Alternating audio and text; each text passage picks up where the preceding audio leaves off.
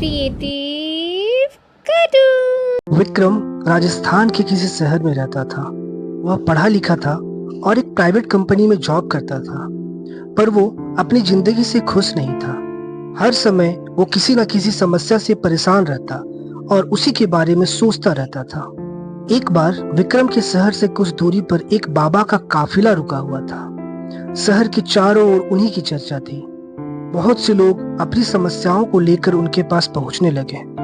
विक्रम को भी जब इस बारे में पता चला तो उसने भी बाबा का दर्शन करने का निश्चय किया। एक दिन विक्रम अपने ऑफिस से छुट्टी लेकर सुबह सुबह ही बाबा के काफिले तक पहुंचा। वहां सैकड़ों लोगों की भीड़ जुटी हुई थी। बहुत इंतजार के बाद विक्रम का नंबर आया। विक्रम ने बाबा से कहा, बाबा, मैं अपने जीवन से बहुत दुखी हूँ। हर समय समस्याएं मुझे घेरी रहती हैं। कभी ऑफिस की टेंशन रहती है तो कभी घर पर अनबन हो जाती है और कभी अपने सेहत को लेकर परेशान रहता हूँ। बाबा, कोई ऐसा उपाय बताइए कि मेरे जीवन से सभी समस्याएं खत्म हो जाएं और मैं चैन से जी सकूं। बाबा मुस्कुराते हुए बोले, पुत्र, आज बहुत देर हो गई है।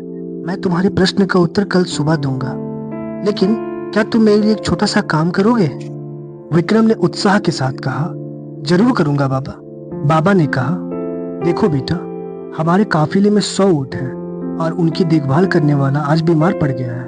मैं चाहता हूँ कि तुम आज रात इनका ख्याल रखो और जब 100 के 100 ऊंट बैठ जाएं तो तुम सो जाना। ऐसा कहते हुए बाबा अपने तंबू में चले गए।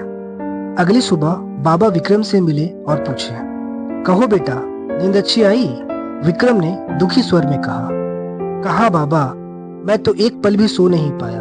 मैंने बहुत कोशिश की पर सभी ऊँटों को नहीं बैठा पाया। कोई ना कोई ऊँट खड़ा हो जाता।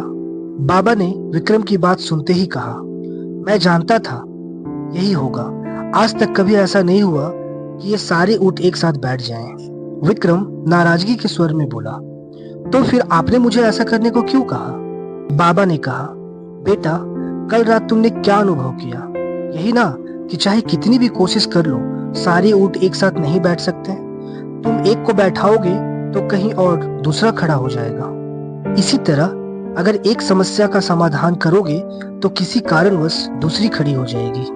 पुत्र, जब तक जीवन है ये समस्या तो बनी ही रहती है, कभी कम तो कभी ज्यादा। तो हमें क्या करना चाहिए? विक्रम ने जिज्ञासावश पूछा। बाबा ने कहा, इन समस्याओं के बावजूद जीवन का आनंद लेना सीखो। कल रात क्या हुआ? कई ऊँट रात होते होते खुद ही बैठ गए। कई तुमने अपने प्रयास से बैठा दिया, पर बहुत से ऊँट तुम्हारे प्रयास के बाद भी नहीं बैठे। और जब बाद में तुमने देखा तो पाया कि तुम्हारे जाने के बाद उनमें से कुछ खुद ही बैठ गए। कुछ समझे?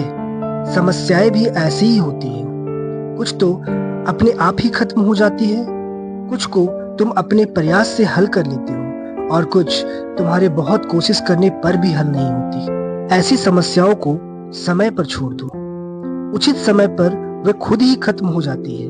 और जैसा कि मैंने कहा, जीवन है तो कुछ समस्याएं रहेंगी ही रहेंगी, पर इसका ये मतलब नहीं कि तुम दिन रात उन्हीं के बारे में सोचते रहो। ऐसा होता तो ऊँटों की देखभाल करने वाला कभी सो नहीं पाता। समस्याओं को एक तरफ रखो और जीवन का आनंद लो। चैन की नींद सो। जब उनका समय आएगा वो खुद ही हल हो जाएगी। पुत्र, ईश्वर के दिए हुए आशीर्वाद के लिए उन्हें धन्यवाद करना सीखो। पीड़ाएं खुद ब खुद कम हो जाएगी। यदि परिस्थितियां आपके हक में नहीं है तो विश्वास कीजिए, कुछ बेहतर आपकी तलाश में है। हर प्राणी के जीवन में परीक्षा का समय आता है। इसका अर्थ यह नहीं कि निराश हुआ जाए।